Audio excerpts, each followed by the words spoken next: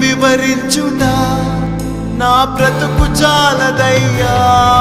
నీ ప్రేమ వర్ణించుట నా వల్ల కాదయ్యా.